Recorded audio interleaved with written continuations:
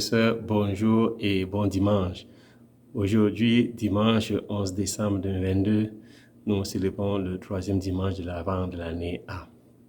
Dimanche dernier, la parole de Dieu nous invitait à connaître Jean-Baptiste et à le rejoindre au désert pour une nouvelle alliance.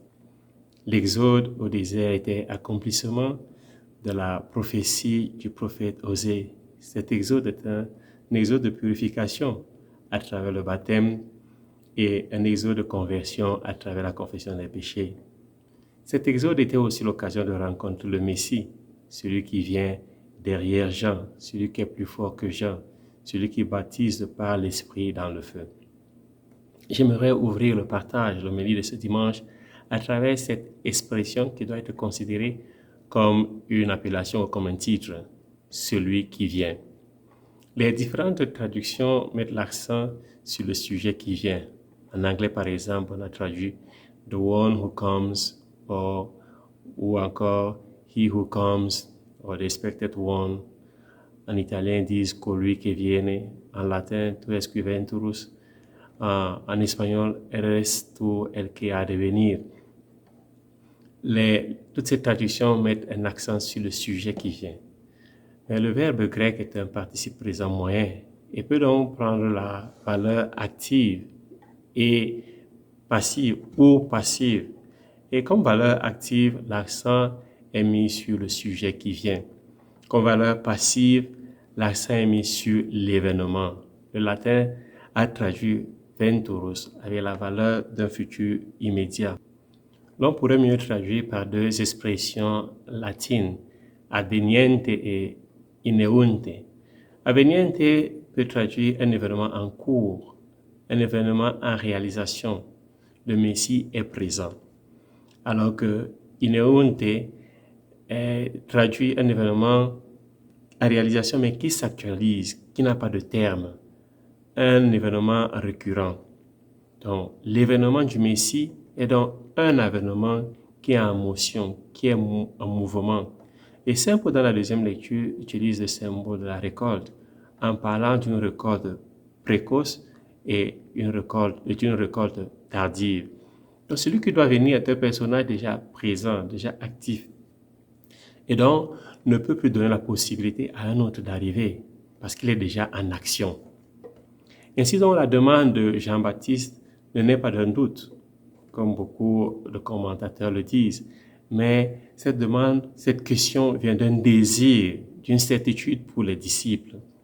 Jean veut conduire ses disciples à fixer le regard sur Jésus. Jean-Baptiste a lui-même annoncé dans l'évangile du dimanche dernier que Jésus était derrière lui. Il venait avec un baptême de l'Esprit dans le feu. Il n'a pas de doute sur Jésus. Et dans l'évangile de Jean, Jean-Baptiste introduit deux de ses disciples à Jésus en proclamant « Voici l'agneau de Dieu qui enlève l'infirmité du monde ». Infirmité spirituelle, c'est-à-dire le péché, et infirmité physique, c'est-à-dire les maladies. Et nous allons le comprendre à la suite avec la réponse que Jésus va donner. Et la réponse de Jésus, justement, rejoint cette présentation de Jean. Jésus déclare « Les aveugles retrouvent la vue, les boiteux marchent, les lépreux sont purifiés, et les sourds entendent, les morts ressuscitent, et les pauvres reçoivent la bonne nouvelle. » Cette réponse correspond à l'indication que Jean-Baptiste va donner à ses disciples dans l'évangile de Jean. « Voici l'agneau de Dieu qui porte l'infirmité du monde. » Cette réponse est surtout l'accomplissement de la prophétie de la première lecture, la vengeance de Dieu, qui est transformation et victoire de la vie sur le désert. Le pays aride exulte, le pays aride fleurit et crie de joie. La splendeur, la gloire et la présence de Dieu expriment le miracle de la vie.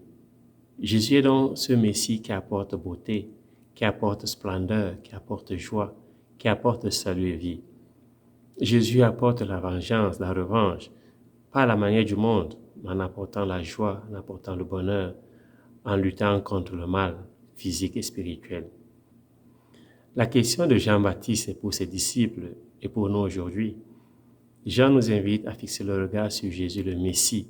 Tout à l'heure, j'ai traduit celui qui vient par deux termes latins, adveniente et ineunte. Jésus est le Messie présent. Il est actif et son activité est permanente et exclusive. Nous ne devons plus attendre quelqu'un d'autre. Alors, quel Messie attendons-nous? Avec quel Messie convivons-nous chaque jour? Quel Messie côtoyons-nous? L'identité du Messie se définit par les faits et non par les titres. Jésus est le Messie qui vient sauver tous ceux qui vivent dans le désert et les terres arides, désert dans la foi, désert de déception dans les relations, désert de la dépression. Quelles sont les nécessités de ma vie, de mon monde? Quelles sont les lèpres de ma vie qui doivent être purifiées? Quels sont les domaines de ma vie qui doivent redevenir actifs et mobiles? Quelle surdité Jésus veut vaincre dans ma vie? Est-ce une surdité à écouter la parole de Dieu ou à écouter les autres? Jésus vient me redonner la vie, car le péché me laisse souvent pauvre, dépouillé de tout et comme mort. Jésus est celui qui vient dans ma vie. Je ne dois pas attendre un autre sauveur, un autre Messie. La question de Jean et la réponse de Jésus me renvoient aussi à être celui qui doit venir, celui qui doit être attendu par ceux qui sont dans les prisons, ceux qui sont dans les prisons de péché, les prisons de la haine, dans les prisons de l'injustice, dans les prisons de la pauvreté. Ceux qui habitent le désert et la terre de la soif, ceux qui vivent dans les pays arides et qui ont besoin de joie, de la beauté des fleurs, de la fragrance, des parfums de ces fleurs. C'est pourquoi Saint Paul nous dit, prenez patience vous aussi et tenez ferme, car la venue du Seigneur approche. Frères, ne gémissez pas les uns contre les autres, ainsi vous ne serez pas jugés.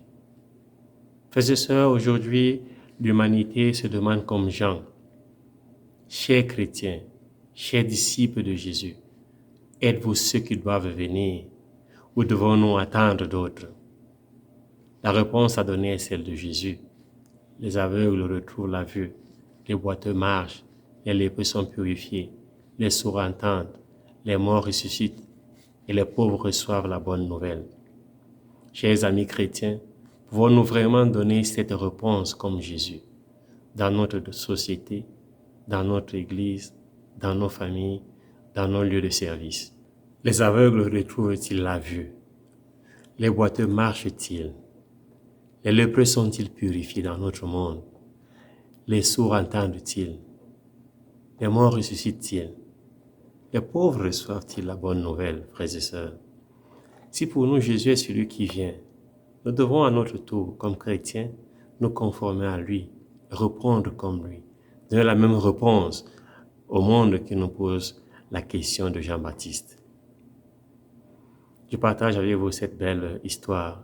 Dans un village accablé par une invasion de sauterelles et par des inondations, la disette avait commencé à sévir, apportant pauvreté, maladie, tristesse et souffrance. La joie avait disparu dans ce village. Un jour, un étranger de passage dans ce village fut émerveillé de la désolation et du calvaire des populations. Il continua son voyage, mais quelques jours après, il revint dans ce village, apportant nourriture, médicaments, semences pour l'agriculture et surtout compassion et consolation. Après quelque temps, la vie reprit dans le village, la joie revint. Les visages des habitants de ce village commençaient à resplendir, à rayonner. Un soir, dans une famille, lors du dîner, le papa, le chef de famille, fit la prière d'action de grâce pour le don reçu et pour l'étranger qui avait apporté aide et salut à tout le village. À la fin de la prière, le Benjamin de la famille demanda à son père, « Papa, pourquoi depuis quelque temps tu remercies Dieu et Jésus et ensuite tu fais mention du nom de Bénédicte? Est-ce le petit frère de Jésus? » Bénédicte avait apporté quelque chose de plus à ce village. Il avait agi comme Jésus. qu'il avait apporté de la joie, qu'il avait apporté de la vie. Frères et sœurs, ce troisième dimanche de l'Avent nous invite à apporter la joie et la vie dans les cœurs des hommes, dans les cœurs de nos frères et sœurs, à rendre un témoignage fleuri, un témoignage de beauté, la beauté des fleurs, la fragrance des fleurs qui est la charité. En fixant le regard sur Jésus, Jean nous invite à contempler la vocation et la mission du Messie. Un Messie qui vient nous guérir de nos infirmités spirituelles, c'est-à-dire de nos péchés, mais aussi de nos infirmités physiques, nos cécités, nos surdités, nos lèpres. Ce Messie qui vient nous ressusciter, qui vient nous donner la vie, qui vient annoncer la bonne nouvelle, la joyeuse nouvelle à nos pauvretés. Un Messie qui vient nous faire vivre. Frères et sœurs, en posant la question comme Jean-Baptiste, nous sommes invités à prendre conscience de nos infirmités pour attendre et accueillir le Messie qui vient.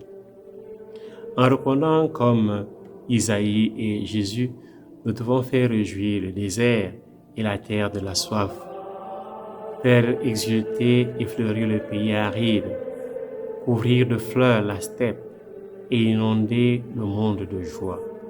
Par ailleurs qu'autour de nous, les aveugles retrouvent la vue par notre action. Les boiteux marchent par notre engagement. Les lépreux soient purifiés par notre action. Les sourds entendent que les morts ressuscitent et les pauvres reçoivent la bonne nouvelle par notre témoignage. Bon dimanche, bonne préparation à la fête de la nativité de notre Seigneur Jésus-Christ et que Dieu vous bénisse.